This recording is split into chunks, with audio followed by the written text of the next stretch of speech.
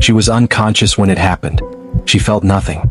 She never knew that, in the middle of a routine surgery with no flammable materials on the table, no electrical fault in any instrument, and no logical explanation that any expert in the world could provide, she caught fire.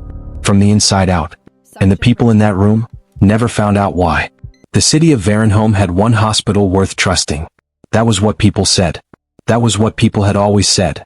Varenholm Medical Center sat at the edge of the old quarter, a gray concrete structure that had outlasted 3 different governments and 2 floods. It smelled, inside, the way all hospitals smell, of antiseptic, of recycled air, and beneath both of those things something older. Something the cleaning staff could never quite locate, no matter how many times they mopped the floors of the lower wards. Its surgical wing was on the 4th floor. Operating theater number 3 was the largest. And it was there, on a Thursday evening in autumn, that a woman named Marta Helson was wheeled through the double doors. Marta was 53 years old. She was a librarian. She had worked the same desk in the same building for 22 years. She knew the Dewey Decimal System the way most people know their own address. She watered 3 plants on her windowsill every Sunday morning. She had a daughter named Ines who lived 4 hours away and called every Wednesday. On the Tuesday before her surgery, Marta had called Ines first. "It's routine asterisk," she said. "Don't fuss. I'll call you Friday." Marta needed a procedure. Nothing glamorous. Nothing dramatic. A laparoscopic bowel resection. A surgery performed thousands of times every year.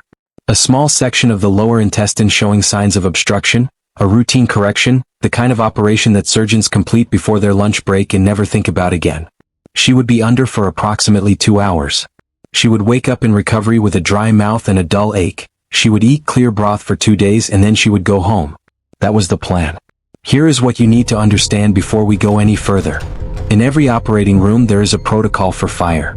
Not because fires happen often. Because operating rooms are, by their nature, extraordinarily dangerous places. There is oxygen. There is heat. There are electrical instruments.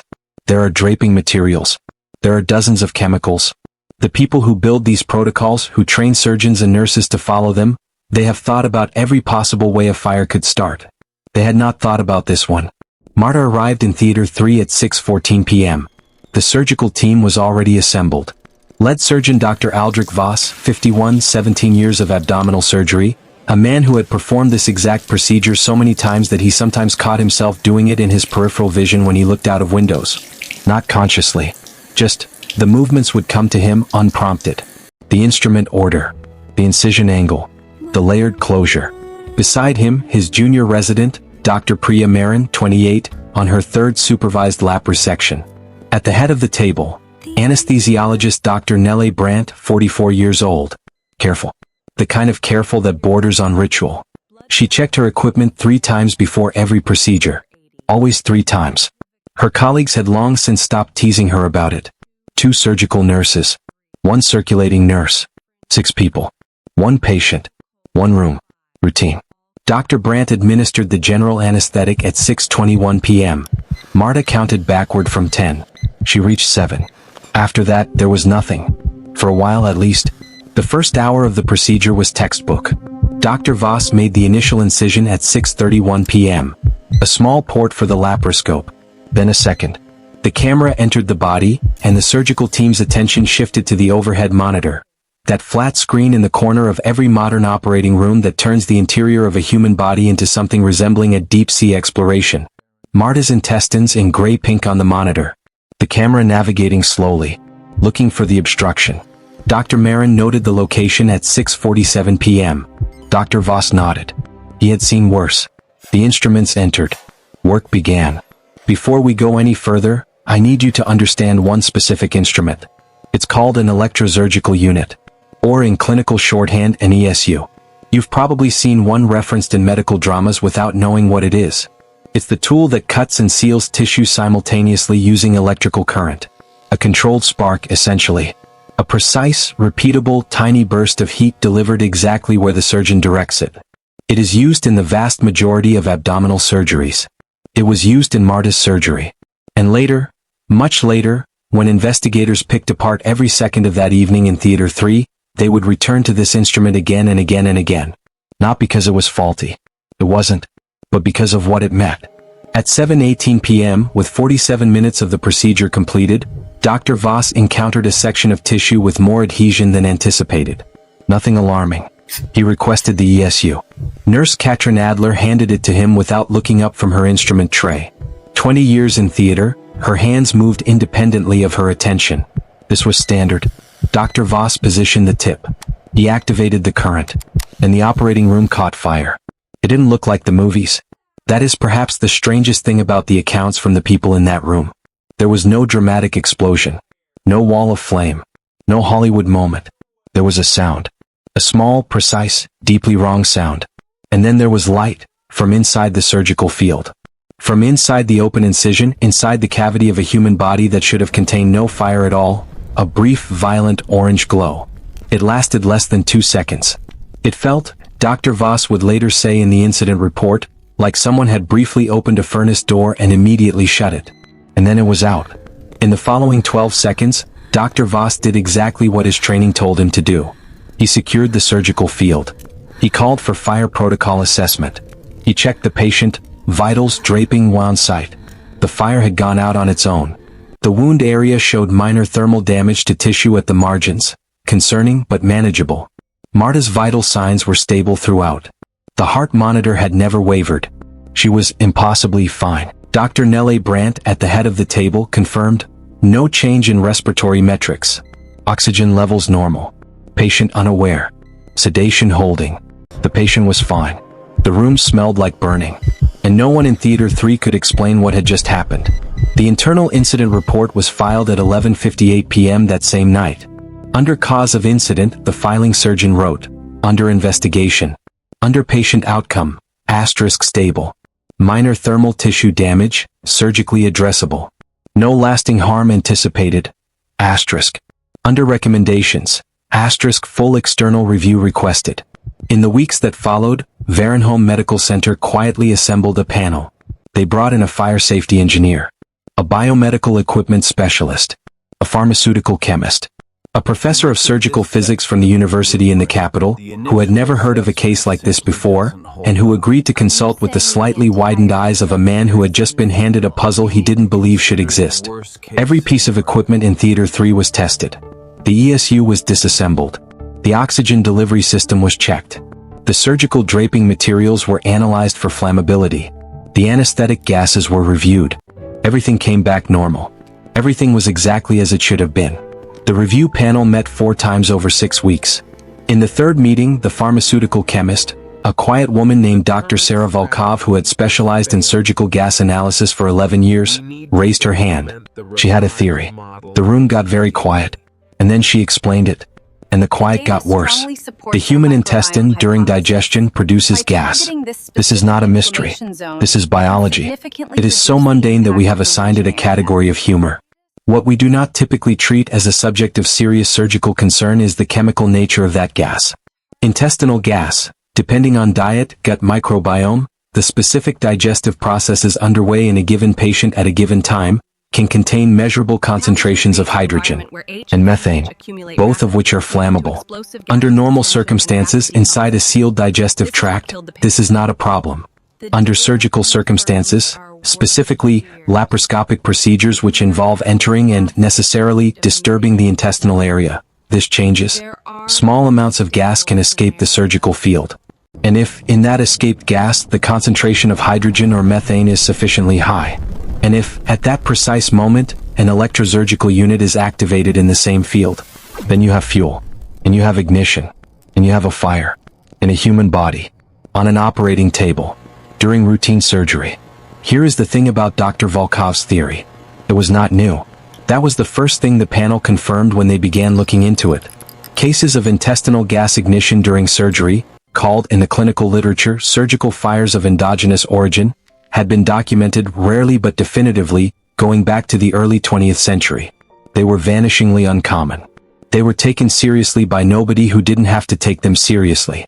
In the training materials handed to every surgical resident at every hospital in this country, the risk of electrosurgical fire was outlined across 4 pages. The risk of patient-sourced gas ignition received 1 paragraph. 1 paragraph. In a subsection. Titled, Other Considerations, asterisk. The panel accepted Dr. Volkov's finding. In 6 weeks of investigation involving 5 external specialists and the disassembly of every piece of equipment in Theater 3, it was the only explanation that fit all the evidence. The fire was caused by the patient's own intestinal gases. Hydrogen and methane concentrated in the surgical field, ignited by the electrosurgical unit during a standard cauterization step. No equipment failure. No negligence. No procedural violation.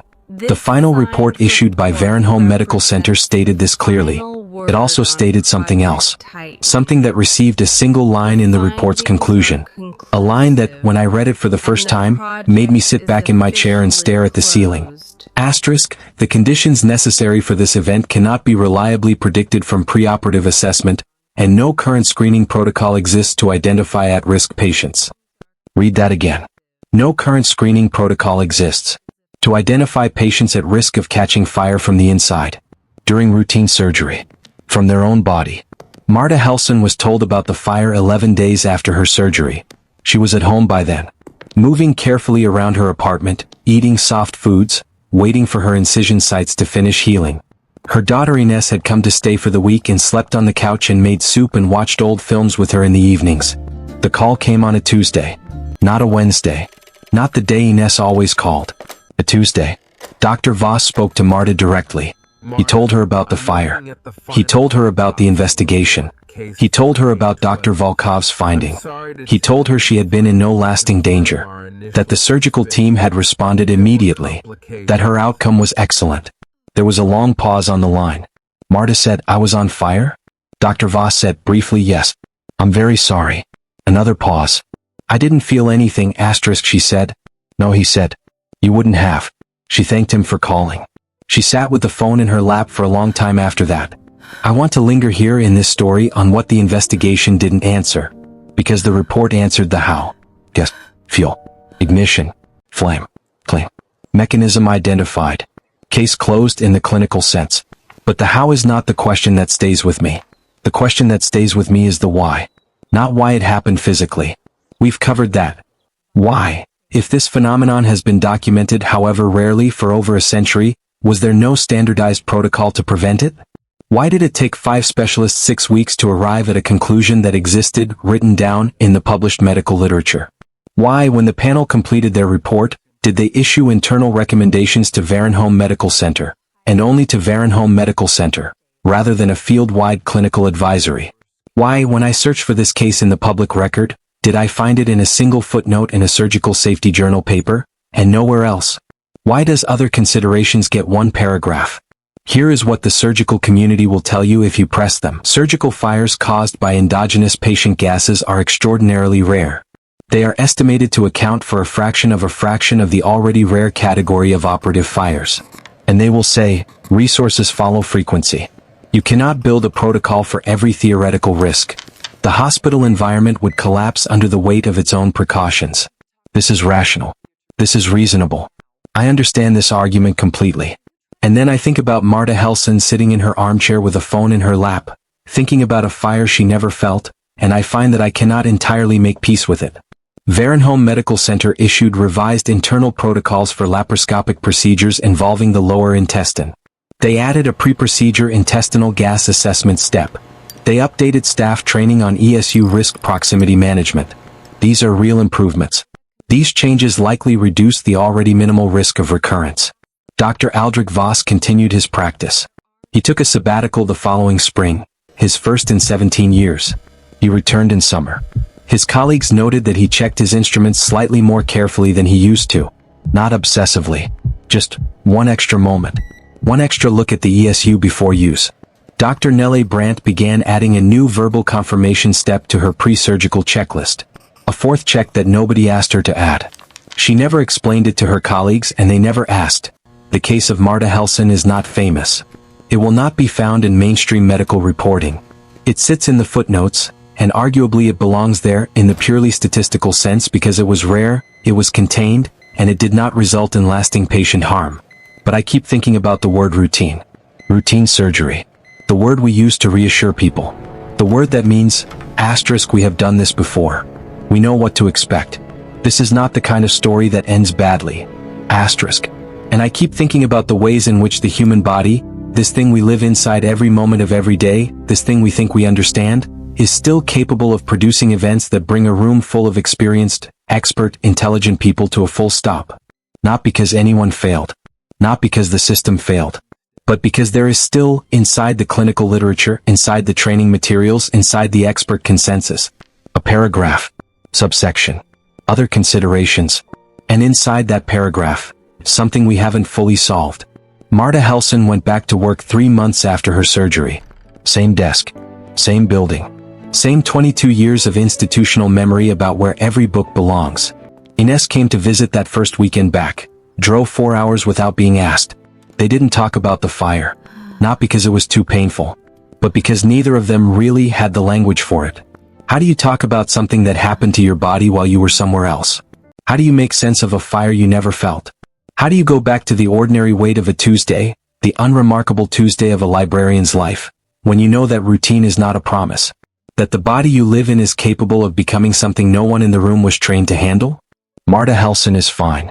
She waters her plants every Sunday. She goes in for her follow-up appointments. And every single time before the anesthesiologist begins, she counts backward from 10. She reaches 7. She tries not to think about what happens in the dark.